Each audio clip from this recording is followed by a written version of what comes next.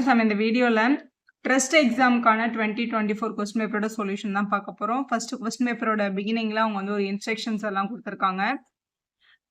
உங்களுக்கு கொடுக்கப்பட்டிருக்க கொஸ்டினோட ஆன்சர்ஸ் எல்லாமே நம்ம ஓஎம்ஆர் ஷீட்டில் தான் எழுதணும். அதில் பிளாக் கலர் பென் தான் யூஸ் பண்ணணும், பால் பாயிண்ட் பென்னாக இருக்கணும். அதுதான் உங்களோட முதல் குறிப்பு. இந்த கொஸ்டின் பேப்பரில் என்னெல்லாம் இருக்குது அப்படின்றத அடுத்து மென்ஷன் பண்ணியிருக்காங்க. 1லேருந்து 25 வரைக்கும் மேக்ஸ் கொஸ்டின் இருக்குது. 26லேருந்து 50 வரைக்கும் சயின்ஸ், 50 to 75, 51லேருந்து 75 வந்து சோஷியல் சயின்ஸ், 76லேருந்து 100 வரைக்கும் மேட், மென்டல் எபிலிட்டி கொஸ்டின்ஸ், மனத்திறன் கொஸ்டின்ஸ் இருக்குது அப்படின்னு சொல்லியிருக்காங்க. ஒரு கொஸ்டினுக்கும் ஒரு மார்க் கொடுத்துருக்கோம். டைம் வந்து ரொம்ப கம்மியாக இருக்கிறதுனால எந்த ஒரு கொஸ்டினுக்கும் அதிக நேரத்தை செலவிடாமல், தெரியலன்னா அந்த கொஸ்டினை விட்டுட்டு அடுத்த கொஸ்டினுக்கு போயிடணும் அப்படின்றது இன்ஸ்ட்ரக்ஷன்லேயே சொல்லியிருக்காங்க. பின்னாடி பேப்பரோட கடைசியில் பிளாங்க் ஷீட் வந்து அட்டாச் பண்ணியிருக்காங்க. அதில் தான் ரஃப் ஒர்க்லாம் பண்ணி பார்க்கணும். ஓஎம்ஆர் ஷீட்டில் வேறு எந்த கால்குலேஷனும் நீங்கள் பண்ணி பார்க்கக்கூடாது. பிளாக் பால் பாயிண்ட் பெண்ணை வச்சு தான் அந்த ஓஎம்ஆர் ஷீட்டில் சர்க்கிளை பண்ணணும் அப்படின்னு சொல்லியிருக்காங்க. ஓஎம்ஆர் ஷீட் வந்து இன்விஜிலேட்டரை கொடுக்காம வெளியில் எடுத்துகிட்டு போகக்கூடாது அப்படின்றத கடைசி பாயிண்ட்டாக சொல்லியிருக்காங்க. ஃபர்ஸ்ட் 1 to 25ல அவங்க வந்து மேக்ஸ் கொஸ்டின்ஸ் கொடுத்துருக்காங்க. The sum of the digits of the denominator in the simplest form of 161/742 அப்படின்னு கொடுத்துருக்காங்க. 161/742 கேன்சல் பண்ணி சிம்பிளஸ்ட் ஃபார்மில் எழுதுனதுக்கு அப்புறம் டினாமினேட்டரில் வர்ற நம்பரோட டிஜிட்ஸ் எல்லாம் ஆட் பண்ணி ஆன்சர் சொல்லுங்க அப்படின்னு சொல்லியிருக்காங்க. இப்போ இவங்க ரெண்டு பேரும் எந்த டேபிளில் வராங்கன்னு பார்க்கும்போது ரெண்டு பேருமே 7ஆல் டிவைட் ஆகுறாங்க. மேலேயும் 7ல் டிவைட் பண்ணிக்கோங்க, கீழேயும் 7ல். ஸோ 7ல் டிவைட் பண்ணும்போது இங்கே 16 இருக்குல்ல, 7 வந்து 7 2s are 14 கிடைக்கும். Balance 2 carry over, 7 3s are 21 அப்படின்னு எழுதிக்கோங்க. டினாமினேட்டரில் 7ல் டிவைட் பண்ணும்போது 1 7s are 7, 4 வராது. ரெண்டு நம்பரை சேர்த்து பார்க்கும்போது 0 சேர்க்கணும், அப்புறம் 6 டைம்ஸ் வரும். ஸோ இதே நம்ம கேன்சல் பண்ணிக்கலாம். ஸோ இதுக்கு மேலே சிம்பிளிஃபை பண்ண முடியல. கேள்வியில் என்ன கேட்டிருக்காங்கன்னா sum of the digits of the denominator, இந்த டினாமினேட்டரில் இருக்கிற நம்பரோட டிஜிட்ஸ் ஆட் பண்ணுங்கன்னு சொல்லியிருக்காங்க. அப்போ 1 + 0 + 6 ஆட் பண்ணும்போது நமக்கு 7 கிடைக்குது. 7 தான் நம்மளோட கரெக்டான ஆப்ஷன். அது நம்மளோட தேர்ட் ஆப்ஷனில் இருக்கு பாருங்க. ஸோ இதில் மார்க் பண்ணியிருக்கிறது கவர்மெண்ட்ல ரிலீஸ் பண்ண கீயோட ஆன்சர்ஸ் தான். அடுத்த கொஸ்டின் பார்க்கலாம். செகண்ட் கொஸ்டின், இங்கே வந்து 5/6 ÷ 3/2 - 2/3 கொடுத்துருக்காங்க. எப்பவுமே பிராக்கெட்டில் இருக்கவங்கள தான் முதல்ல சால்வ் பண்ணணும். முதல்ல இந்த 3/2 - 2/3 சால்வ் பண்ணிக்கலாம். டினாமினேட்டர் டிஃப்ரெண்ட்டாக இருக்குல்ல, ஸோ டேரெக்டாக சப்ட்ராக்ட் பண்ண முடியாது. எல்சிஎம் எடுங்க. 3 3 கூட மல்டிபிள் பண்ணும்போது 3 3s are 9, மைனஸ் 2 கூட மல்டிபிள் பண்ணும்போது 2 2s are 4. டினாமினேட்டரில் 3 2s are 6 அப்படின்னு எழுதணும். ஸோ இதை மைனஸ் பண்ணும்போது 5/6 அப்படின்னு கிடைக்குது. ஸோ 5/6ன்னு எழுதியாச்சு. இப்போ இந்த வேல்யூ இங்கே சப்ஸ்டியூட் பண்ணிக்கலாம். கேள்வியில் ஒரு 5/6 இருக்குது, டிவைடட் பை இதோட ஆன்சரும் 5/6 தான். 5/6 5/6ஆலேயே டிவைட் பண்ணும்போது ஆன்சர் என்ன தான் வரும்? 1ன்றதான் வரும். ஏன்னா ஒரே நம்பரை அதே நம்பரால் டிவைட் பண்ணும்போது ஆன்சர் எப்பவுமே 1 தான். 1ன்றதான் உங்களோட கரெக்டான ஆப்ஷன். செகண்ட் ஆப்ஷனில் இருக்கு பாருங்க. கொஸ்டின் நம்பர் 3 பாருங்க. Cube of every odd number is even நம்பரான்னு கேட்டிருக்காங்க. ஆட் நம்பர்னு பார்க்கும்போது 1 3 5 இவங்கெல்லாம் ஆட் நம்பர். இவங்களை கியூப் பண்ண சொல்லியிருக்காங்க. 1 கியூப் பண்ணா 1, 3 கியூப் பண்ணா 27, 5 கியூப் பண்ணா 125. இதில் 1 3 5 எல்லாமே ஆட் நம்பர்னா 1 ஆட் நம்பர், 27 125 இவங்க எல்லாரும் கூட என்ன நம்பர்ஸ் தான்? ஆட் நம்பர்ஸ் தான். ஒரு ஆட் நம்பரை கியூப் பண்ணால் ஆன்சர் ஆட் நம்பரில் தான் வரும். ஆனால் இங்கே ஈவனான்னு கேட்டிருக்காங்க. அப்போ இது வந்து ஃபால்ஸு. நமக்கு கொடுத்துருந்த ஸ்டேட்மெண்ட் வந்து ஃபால்ஸ் ஸ்டேட்மெண்ட்டாக இருக்குது. செகண்ட் ஸ்டேட்மெண்ட்டை பாருங்கள். If a natural number end with the digit 3 or 7, 3லேயோ இல்லை 7லேயோ முடிஞ்சதுன்னா, ஸோ எந்த நேச்சுரல் நம்பர் வேணாலும் வச்சுக்கோ. இப்போ 3ன்ற நம்பரே வச்சுக்கோங்களேன். 03 3ல் முடிஞ்சிருக்கு. 7ன்ற நம்பர் 07 7ல் முடிஞ்சிருக்கு. It's cube end with 7 or 3ன்னு கேட்குறாங்க. 3ஐ கியூப் பண்ணால் 27 கிடைக்கும். 7ஐ கியூப் பண்ணும்போது 343 கிடைக்கும். ஸோ எந்த நம்பர் 3ல் முடிஞ்சாலும் இதோட யூனிட் பிளேஸ் 7ஆக இருக்கும். 7ல் முடிகிற எந்த நம்பரை கியூப் பண்ணாலும் இதோட யூனிட் டிஜிட் வந்து 3ஆக தான் இருக்கும். சரியாக சொல்லியிருக்காங்க. 3யும் 7ம் இருக்குது. ஏன் 7ம் 3யும் கிடைக்குமான்னு கேட்டிருக்காங்க. ஸோ இது வந்து ட்ரூவான ஸ்டேட்மெண்ட் தான். இது கரெக்டாக தான் கொடுத்துருக்காங்க. ஸ்டேட்மெண்ட் 1 வந்து ஃபால்ஸு, ஸ்டேட்மெண்ட் 2 வந்து ட்ரூ அப்படின்னு எழுதியிருக்கணும். ஸோ அதான் இங்கே எழுதியிருக்காங்க. ஸ்டேட்மெண்ட் 1 ஃபால்ஸு, 2 வந்து ட்ரூ. அதான் தேர்ட் ஆப்ஷன் தான் உங்களோட கரெக்டான option. Which of the following is ட்ரூல இதில் 4 ஆப்ஷன் இருக்குது. இதில் முதல் ஆப்ஷன் ட்ரூவான்னு பார்க்கலாம். ஃபர்ஸ்ட் ஆப்ஷனில் 3/0 + 3 ஆட் பண்ணால் 3 வருமானு கேட்குறாங்க. 3/0னா எனிதிங் பர் 0 1 ஆகிடும். 1 + 3யோட வேல்யூ வந்து ஆக்சுவலாக 4 தான். ஆனால் 3ன்னு கொடுத்துருக்காங்க. அப்போ இது ராங். ஏன்னா 4 வந்து 3க்கு என்றைக்கும் ஈக்குவேட் ஆகாது. இது ராங் ஆப்ஷன். செகண்ட் ஆப்ஷனை பார்க்கலாம். செகண்ட் ஆப்ஷனில் 3 power minus 1 into 1 by 3 இருக்கு. 3 power minus 1 இது ஒரு நெகட்டிவ் பவர்ல இதை பாசிட்டிவா மாத்தணும்னா இதுக்கு ரெசிப்ரோக்கல் எழுதணும். அதை டினாமினேட்டர் கொண்டு போனோம்னா இது வந்து பாசிட்டிவ் பவர் ஆயிடும். 1 by 3 power 1 multiple by 1 by 3. 1 1s are 1, 3 3s are 9 அப்படின்னு எழுதிடலாம். ஆனா இங்க 1 by 9 கொடுக்காம 1 கொடுத்துருக்காங்க. அப்ப இதுவும் தப்பான ஆப்ஷன் தான். அடுத்த கொஸ்டினை பாருங்க.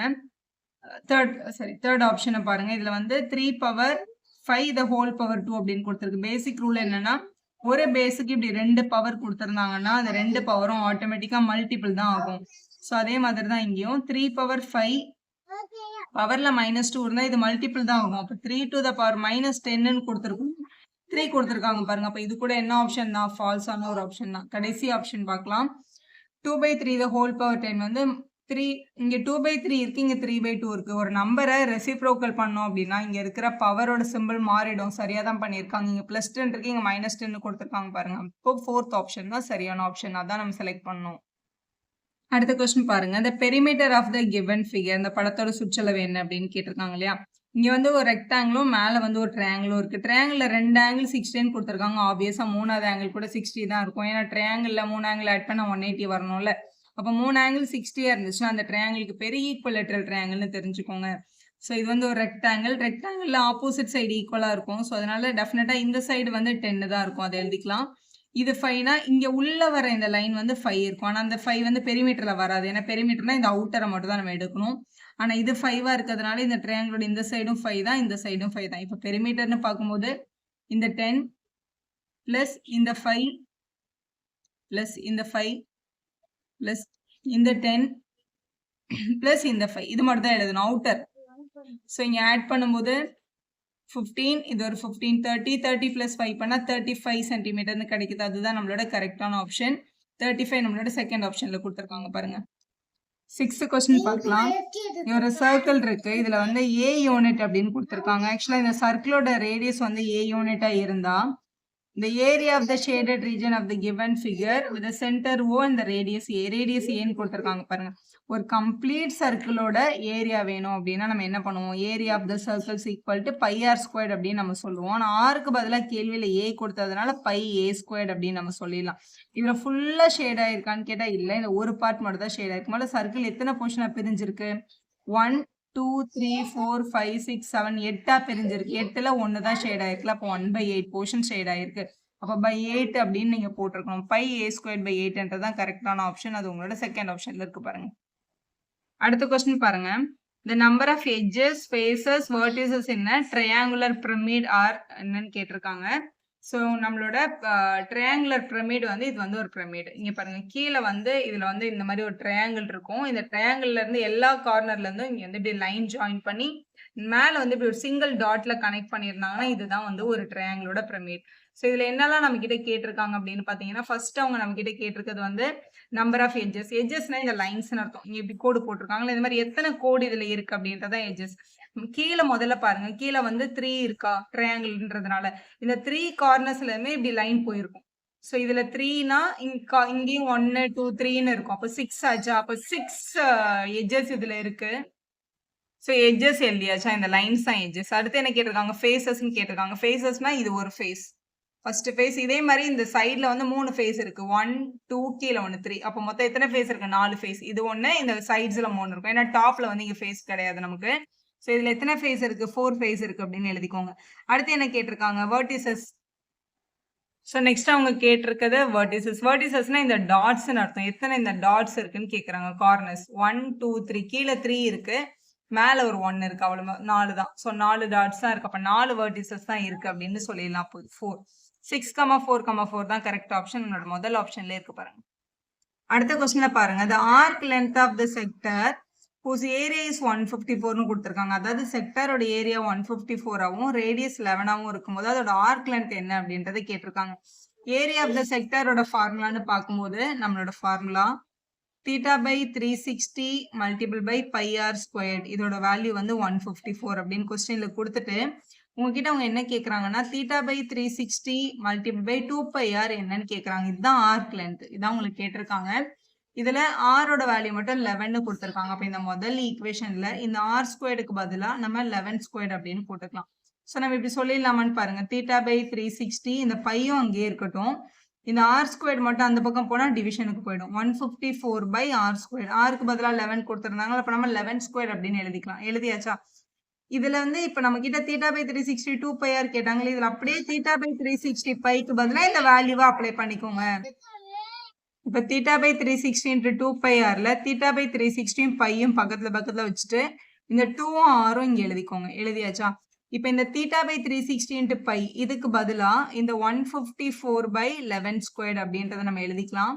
மல்டிபிள் பை 2r 2 இன்ட்டு 11 அப்படின்னு போட்டீங்கன்னா நமக்கு வேல்யூ கிடைச்சிரும். இந்த 11 ஸ்கொயர்ல இருக்க ஒரு 11 என்ன ஆயிடும்? கேன்சல் ஆயிடும். திருப்பி 11 டேபிள்ல 11 1s are இங்க 11 1s are 11 balance 4 4s are 14 2s are கிடைக்குது. 14 2s are என்னது? 28 சென்டிமீட்டர். அப்ப 28 சென்டிமீட்டர் தான் கரெக்ட் ஆன்சர். நான் செப்பரேட்டா தீட்டா பை 360 கண்டுபிடிச்சு அதுக்கப்புறம் கொண்டு போய் சப்ஸ்டியூட் பண்ணலாம். டெஃபினட்டா சப்ஸ்டியூட் பண்ணலாம். ஆனால் கொஞ்சம் டைம் ஆகும். ஆனால் இது நம்ம காம்படிட்டிவ் எக்ஸாம்ன்றதுனால இந்த மாதிரி டேரக்டா நம்மளால பண்ண முடியும். வீடியோ யூஸ்ஃபுல்லா இருந்தா ஒரு லைக் போடுங்க. உங்க ஃப்ரெண்ட்ஸ்க்கும் ஷேர் பண்ணுங்க. Subscribe our channel for more videos.